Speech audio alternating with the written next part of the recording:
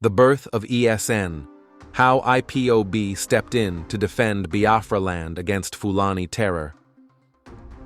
In the heart of Nigeria's southeast, where lush farmlands sustain communities and forests echo with the stories of ancestral resilience, a shadow loomed large in the mid-2010s.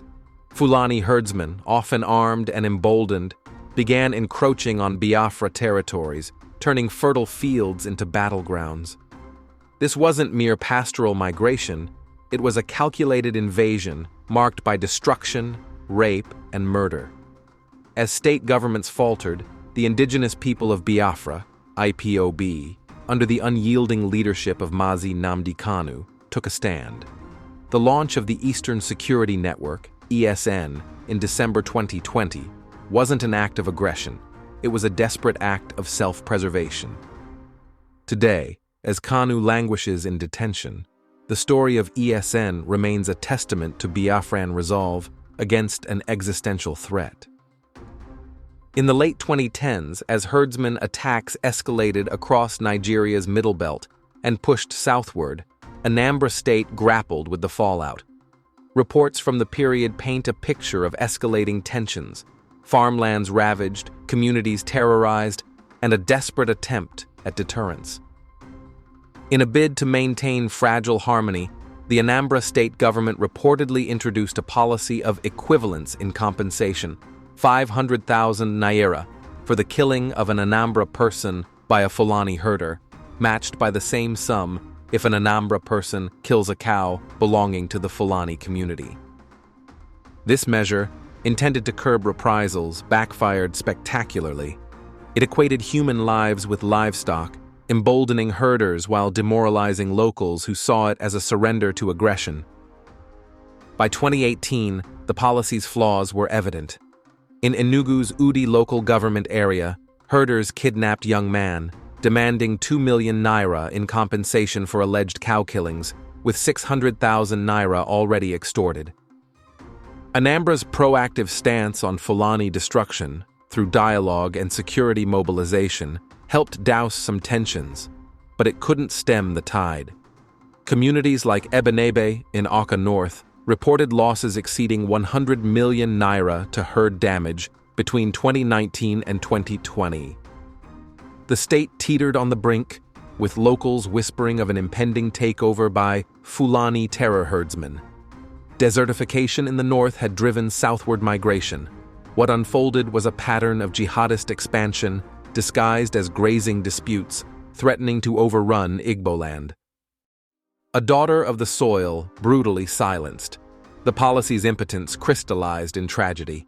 Around 2018-2020, a young Anambra woman ventured to her farm, a routine act of sustenance in a land where agriculture is lifeblood.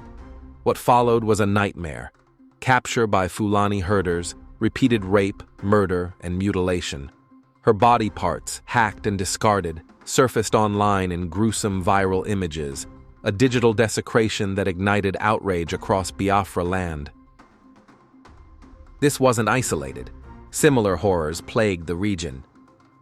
In Ebenebe, a middle-aged woman was beaten unconscious, raped, robbed, and left for dead in 2020, only to succumb later in Ebonyi State. In Inteje, Oyelga, a widow met the same fate, her burial a somber rally cry. These acts weaponized rape as terror, echoing broader patterns where herders turned farmlands into slaughter grounds and raping fields. The Nimbo massacre of 2016, just across the border in Enugu, where over 500 armed herders slaughtered scores, foreshadowed the horror, leaving villages like Ekwuru and Ugwijoro in ruins. By 2020, jihadist Fulani occupied over 950 sites in Abia, Enugu, Anambra, and Ebonyi, saturating strategic forests with military complicity. Kanu's cry on Radio Biafra, a prophet's plea ignored.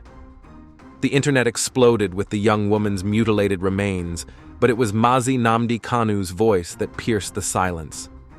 From Radio Biafra's airwaves, Kanu wept openly, a raw, passionate broadcast decrying the rampage. Fulani herdsmen are on rampage, he thundered, urging southeast governors to secure farmlands and bushes from these invaders. He invoked the ghosts of Biafra's 3 million dead in the 1967-1970 war, warning of a new genocide. His appeal fell on deaf ears. No governor mobilized to protect our mothers in the fields. Instead, as attacks worsened, Kanu's broadcasts, once dismissed as rabble-rousing, proved prophetic. He had long warned of Fulani Janjaweed from the Sahel, armed not just with sticks, but AK-47s, eyeing Igboland for conquest. ESN rises, from desperation to defiance. With governors helpless and federal forces absent despite over 1,200 deaths from herder violence in 2014 alone, surging thereafter, the vacuum demanded action. On December 12, 2020, Kanu unveiled ESN, a volunteer force to patrol forests, evict terrorists, and reclaim farmlands. Modeled after Amatekun in the southwest, ESN's mandate was clear: confront herders destroying crops, raping women, and killing indigenes. ESN operatives, black-clad and disciplined, surged into action. They razed herder camps in Iswikwado, Abia, slaughtering livestock that grazed on grave sites.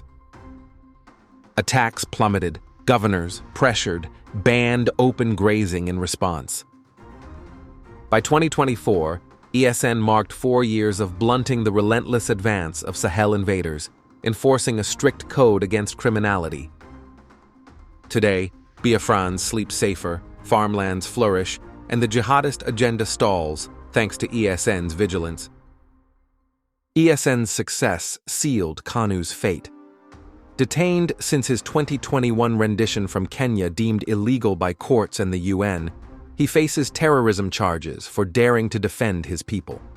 The Nigerian government, accused of sponsoring insecurity to blackmail IPOB, prescribes the IPOB as terrorists, while herders roam free. Kanu's refusal to renounce Biafra keeps him in solitary, a prisoner of conscience, amid ethnic hatred. We resist not with hate, but with the unquenchable fire of freedom. Biafra rises, unbreakable. Family Writers, Press International.